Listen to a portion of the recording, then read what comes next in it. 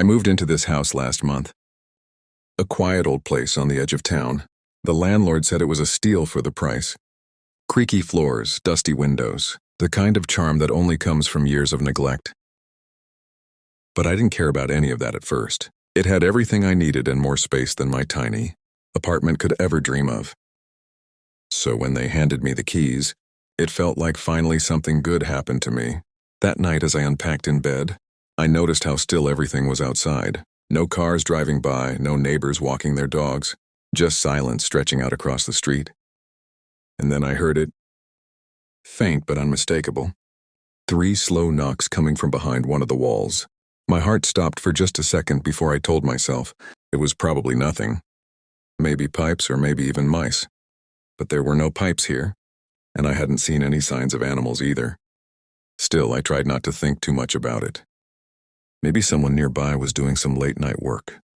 But the next morning, things got worse. As soon as I stepped inside, my phone buzzed with an alert.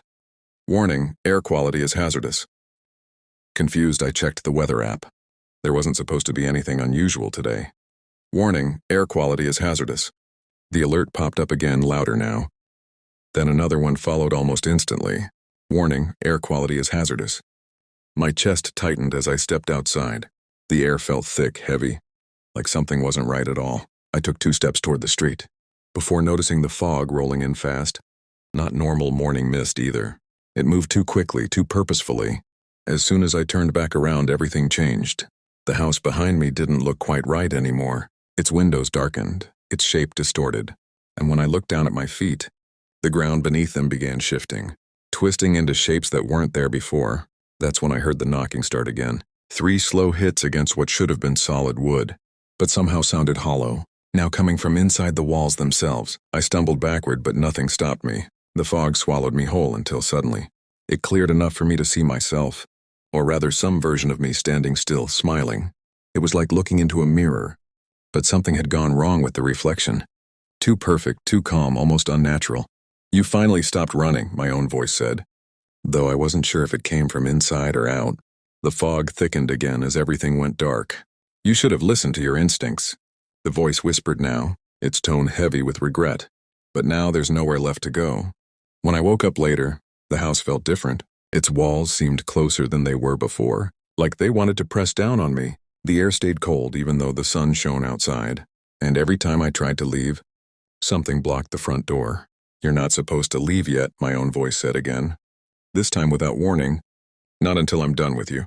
I haven't left since. Every night as soon as my eyes close, that same knocking starts up again. 3 slow hits against something solid. But this time from inside me.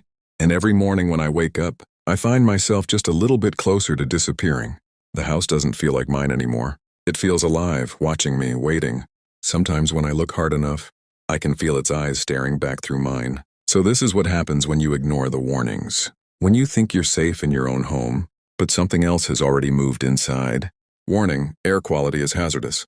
That's what my phone says again this morning. But I know now there isn't any air left, not for me. Warning, air quality is hazardous.